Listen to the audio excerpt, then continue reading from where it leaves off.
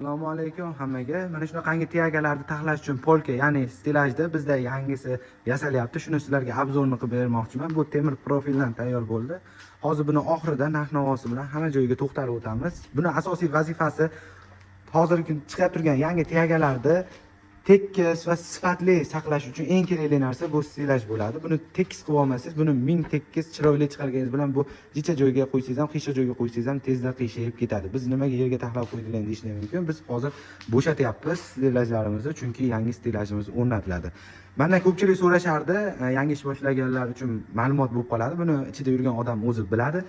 Yangi ish boshlaganlar mana shu stilajni qanaqa joyga taxlash kerak shablonlarni so'rashadi. Shu haqida obzor qilmoqchi bo'ldim. Kimdir tushunmagan bo'lsa, kimdir tushunadigan bo'lsa, videoni oxirigacha ko'rib boraverasizlar. Xo'p, mana biz eski stilajimiz bekka seximizga kelgan odam biladi. Uzunligi 11 metr bo'lgan. Buni hozir ikkiga ajratilgan. Mana shu bittasini o'rniga yangi yasalyapti. Chunki bu stilajimiz birinchi yasalganda tiyagalar taxlaganimizda tekis turardi. Endi yillar o'tib, bular aybi chiqishga boshladi. Qiyshaydigan bo'lib qoldi tiyagalarimiz. Buni asosiy sabablardan biri yupqa profil ishlatilgan. Keyin disp qo'yganmiz. Dispini bilasizlar, tiyaga yangi chiqqanda parlanadi, qiziydi, o'zidan suv chiqaradi. Shuning uchun ho'l bo'lgancha bu narsa ishib ketdi. Bu dispini biz profilga qotirmagan ekanmiz. Shu asosiy sababi qotirmaganmiz, yupqa profil ishlatilganmi. Endi buni ustiga boshqa narsalar taxlaymiz, lekin bizga tiyagani sifatli saqlash uchun kerak bo'ladigan asosiy stilajimiz bu yerda tayyor bo'lyapti. Endi bu stilajimizga to'xtaladigan bo'lsak, takamizning maslahati bilan qilindi bu narsa profil.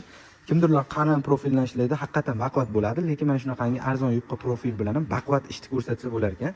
Buni sababi mana 2ga 4 profildan ishlatilgan. Buni ingichka tomon tikka qo'yganmiz, chunki egilishi past bo'ladi. Agar bu narsa 4ga 4 bo'lganda ham egilishi oson bo'lardi. Jam bunga qaraganda hamisha bir tomoni ingichka, bir tomoni ikki xil bo'lishi kerak profilda. O'sha ingichka tomoni bilan tikka qo'yiladi, o'shanda qiyshayshi kam bo'ladi. Xo'p, kimdir buni tushunar, endi tushunmaganlar uchun eslatma sifatida o'tyapmiz. Bu stilajimiz uzunligi 5 metr bo'ldi. Hozir rasxodlarni sizlar bilan hisob-kitobini qilib chiqamiz. Uzunligi 5 metr, bunaqasi 1.10 bo'ldi. Bu 1.10 qilganimiz sababi bizda tiyagalarda 1 metrdan 1.25 santimetrdan kesiladi. Misol bundan ham 1.10 dan chiqib qoladi, 5-10 santi. Bu hech nima qilmaydi, qiyshayib ketmaydi. Shuning uchun biz sredniy o'rtasi 1.10 dan bu stilajimizni taxladik. Bizda 3 qator bo'ldi, 1, 2, 3 qator bo'ldi. Bunga biz endi disp emas, unaqa oyna qo'yadigan bo'ldik, kalyonli oyna. Hozir mana shu profilini o'ziga, mana shu ishlagan profilini o'ziga 1,5 million so'm pul ketdi. Usta haqidan tashqari, endi kimdir o'zi usta bo'lishi mumkin, o'zi qilishi mumkin. Biz hamma joyda usta puli har xil bo'lgani uchun usta pulini hisoblamadik. 1,5 million so'm. Kvadrat hozirgi kunda kalyonli oynada kvadrati 200 mingdan bo'lgani uchun 200 mingdan hisoblaymiz. Hisob-kitobimiz bo'yicha 3,5 million so'm atrofida bunga oynak ketyapti. Qo'yingki, mana shu rasxodi 5 million so'mga bo'lyapti. Oynak germetika yordamida o'rnatiladi. Xudo xolasa baquvvat, zabardast bo'ladi.